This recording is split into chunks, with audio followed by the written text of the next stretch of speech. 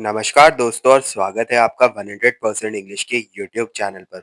दोस्तों आज हम लिटरेचर के एक बहुत ही डीप और फिलोसफिकल सफर पर चलने वाले हैं। आज के इस वीडियो में हम एक ऐसी पोयम के बारे में बात करेंगे जहां इंसान की सबसे बड़ी प्रॉब्लम एड्रेस करी जाती है। ये मास्टरपीस है जॉन डन की death be not proud sonnet. क्योंकि हम इस टेक्स्ट को डिटेल में एनालाइज करने वाले हैं, सबसे पहले समझते हैं इस वर्क का कंटेक्स्ट और हिस्टोरिकल बैकग्राउंड। आखिर किस सिचुएशन में ये पोयम लिखी गई थी। सबसे पहले बात करते हैं जॉन डन की। इनका जन्म 1572 में इंग्लैंड में हुआ था। ये वो टाइम था जिसे हम पोस्ट रिफॉर्मेशन इंग्लैंड कहते हैं और उस वक्त क्वीन एलिजाबेथ वन का रूल था।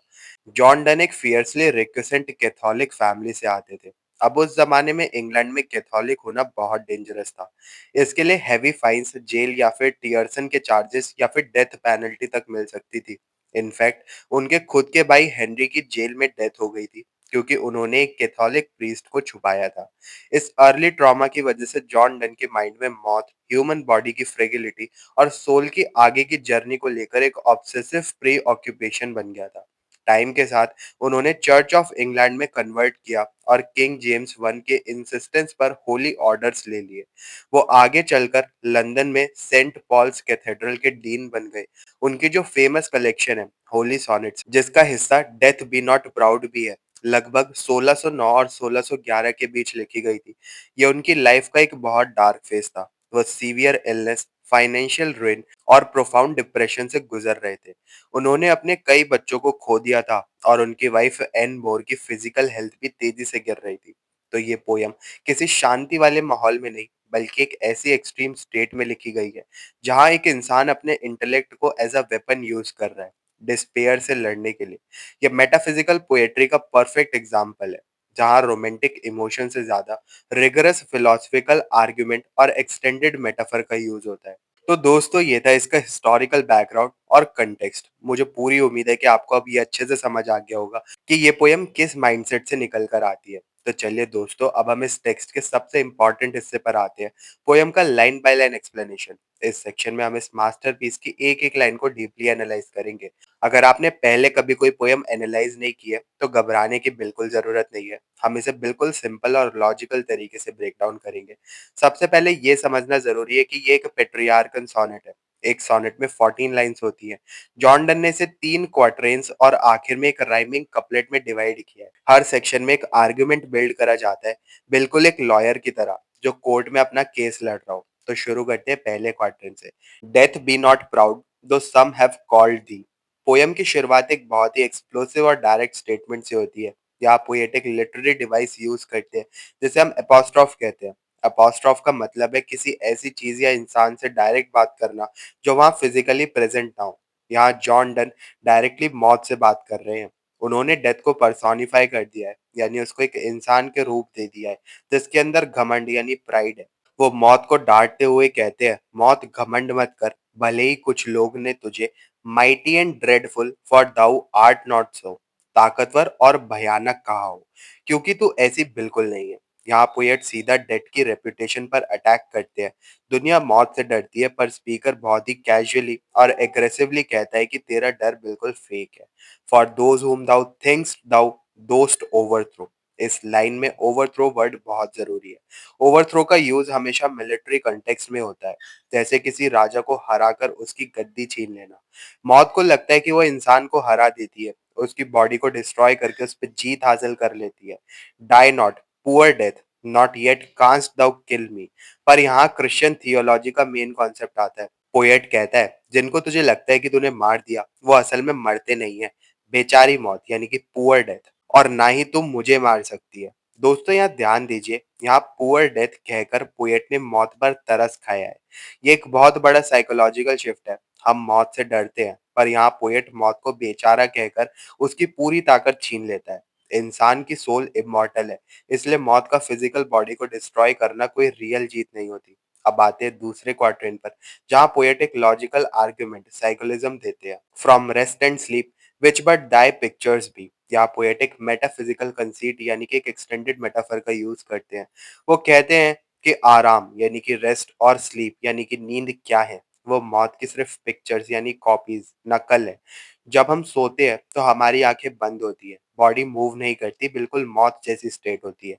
Much pleasure then from thee much more must flow. अब यहाँ पर लॉजिक देखिए, अगर नींद जो कि मौत की सिर्फ एक फेक कॉपी है, उसमें हमें इतना प्लेजर, इतना आराम, इतनी खुशी मिलती है, तो मौत जो कि ओरिजिनल चीज है, उससे तो एक्सपोनेंशियली ज्यादा प्लेजर मिलना चाहिए। Much more must flow. मौत डर नहीं बल्कि अल्टीमेट आराम का सोर्स बन जाती है यहाँ पर। And soonest our best men with thee do go. अक्सर हम देखते हैं कि जो सबसे अच्छे बहादुर या फिर नेक लोग होते हैं, वो जल्दी गुजर जाते हैं। दुनिया के लिए ये दुख की बात है, पर पोएट कहता है कि ये बेस्ट मैन तेरे पास खुशी से जल्दी इसलिए आते हैं क्योंकि rest of their bones and souls delivery. Death उनको दो फायदे देती है। पहला, उनकी थकी हुई हड्डियों को फिजिकल आराम देती है, रेस्ट ऑफ देयर बोन्स मिलता है उनको।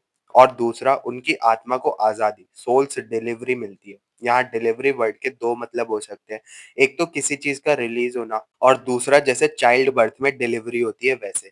मौत एंडिंग नहीं बल्कि इटर्नल लाइफ में एक नया जन्म होता है। अब यहाँ से लाइन नंबर 9 आती है, जैसे सोनेट की लैंग्वेज में वोल्टा कहते हैं, यानी कि टर्निंग पॉइंट कहते हैं। यहाँ से टोन और भी ज्यादा इंसल्टिंग हो जाता है। Thou art slave to fate, chance kings and desperate men. Speaker death को उसकी औकात याद दिलाता है। तू कोई राजा या मास्टर नहीं है, तू तो एक गुलाम है, एक स्लेव है। किसका गुलाम? किस्मत का, फेट का, एक्सीडेंट का यानी बाई चांसेस का, राजाओं का, किंग्स का जो एग्जीक्यूशन का ऑर्डर देते हैं और मौत को आना पड़ता है, और डेस्परेट मैन जो सुसाइड या फिर मर्डर करते हैं उनका। मौत की खुद की कोई आजादी या फ्री विल नहीं होती, वो दूसरों के ऑर्डर्स को फॉलो करती है। And dost with prison war and sickness dwell. सिर्फ गुलाम ही नहीं, मौत की संगत यानी कंपनी भी बहुत घटिया है। वो जहर यानी पॉइजन, युद्ध यानी वॉर और बीमारियों यानी सिकनेस के बीच रहती है। दुनिया की सबसे एब्जेक्ट और मिजरेबल चीजों के साथ मौत का उठना बैठना है। And popular charms can make us sleep as well. अगर मौत का बेसिक काम सिर्फ हमें लंबी नींद सुलाना है, तो उसके लिए हमें मौत की जरूरत नहीं है। दवाइयाँ जैसे कि अफीम यानी कि पॉपी या फिर काले जादू और मंत्र भी हमें वैसे ही सुला सकते हैं। And better than thy stroke, why swells thou then. और ये सारी चीजें मौत के स्ट्रोक यानी मौत के वार से बेहतर हमको सुला सकते हैं। तो फिर तो इतना फूल क्यों रही है, इतना घमंड क्यों कर रही है? वाई स्वेल्स दाउ देन, घमंड से सीना चौड़ा क्यों कर रही है? मौत यहाँ बिल्कुल ऑब्सोलीट और बेकार प्रूव हो जाती है। आखिर में आते कपलेट पर, जो इस पूरी पोयम का ग्रैंड क्लाइमेक्स है। One short sleep past we wake eternally. Speaker मौत की टाइमलाइन को बिल्कुल छोटा कर देता है। कब्र यानी ग्रेव में गुजरा हुआ वक्त सिर्फ एक शॉर्ट स्लीप, छोटी सी नींद जैसा है। जैसे ही जजमेंट डे आएगा, हम सब हमेशा के लिए जाग जाएंगे, wake eternally. And death shall be no more, death thou shalt die. क्योंकि अब इंसान ऐसी स्टेट में आ गया है जहां उसके पास अटर्नल लाइफ है, वो अजर अमर हो गया है, तो मौत का वजूद ही खत्म हो जाता है। इसलिए पोएट पोयम को एक लिटरेचर के सबसे फेमस पैराडॉक्सेस, एक ऐसी बात जो सुनने में उल्टी लगती है पर सच होती है, के साथ एंड करता है। मौत अब और नहीं रहेगी, और मौत तो खुद मर जाएगी। मौत हमेशा के लिए डिस्ट्रॉय हो जाएगी। तो दोस्तों, ये था जॉन डन की अपने जीनियस लॉजिक और वर्ड्स के थ्रू मॉर्टल फियर को हराने का तरीका। अब चलिए, जब हमने इस पोयम को लाइन बाय लाइन समझ लिया है, तो आगे बढ़ते हैं इसके डीपर एनालिसिस और थीम्स की तरफ। सबसे पहली थीम जो इस पोयम से निकल कर आती है, वो है द इल्यूजन ऑफ पावर और कॉस्मिक हायरार्की का सबवर्जन। जॉन डन यहाँ डर यानी फियर की साइकोलॉजी के साथ खेल रहे हैं। हम मौत से डरते हैं क्योंकि हमें लगता है कि उसका अल्टीमेट कंट्रोल हमारी बॉडी पर है। लेकिन पोएट ने अपने रिगरस लॉजिक और मेटाफिजिकल कंसीट का यूज करके डेथ को एक ताकतवर एंटिटी से गिराकर एक स्लेव यानी किस्मत और एक्सीडेंट का गुलाम बना दिया। दूसरी बड़ी थीम है क्रिश्चियन ट्रियोलॉजी, यानी सेल्वेशन और एटर्नल लाइफ का कॉन्सेप्ट। इस पूरी पोयम का फाउंडेशन इस थियोलॉजिकल पॉइंट पर टिका है कि फिजिकल दुनिया टेम्पररी है। मौत तभी हारती है जब इंसान जजमेंट डे पर एटर्नल लाइफ के लिए जाग जाता है।